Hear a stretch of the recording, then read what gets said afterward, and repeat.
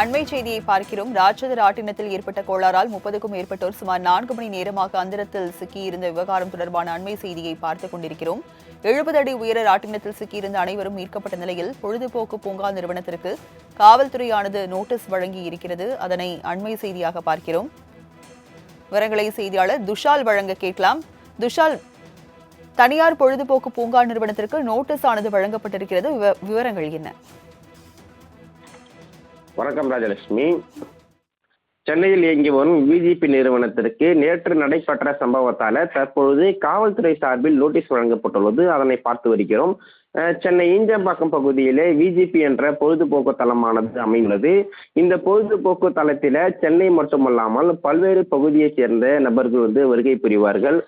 இந்த நிலையில நேற்றைய தினத்தில் ராட்டினம் ஒன்று மேலே சென்று கீழே வரும் வடிவில் அமைக்கப்பட்டுள்ள ராட்டினத்துல சுமார் ஒரு 35க்கும் மேற்பட்ட நபர்களோடு ரைடு சென்ற நிலையில் அது கீழே இறங்க முடியாமல் அந்திரத்திலேயே சுமார் ஒரு 4 மணி நேரத்திற்கும் மேலாக தொங்கியது. அதன் காட்சிகளும் நேற்று வெளியாகியுள்ளது. மேலே தொங்கியவர்களை கிண்டி, திருவான்மியூர், கேளம்பாக்கம் உள்ளிட்ட தீயணைப்புத்துறை வீரர்கள் சுமார் நீண்ட நேரம் போராடி இரவு சுமார் ஒரு 10:30 மணி வரை அவர்களை அந்திரத்தில் தொங்கிய நிலையில் அவர்களை பத்திரமாக மீட்டனர்.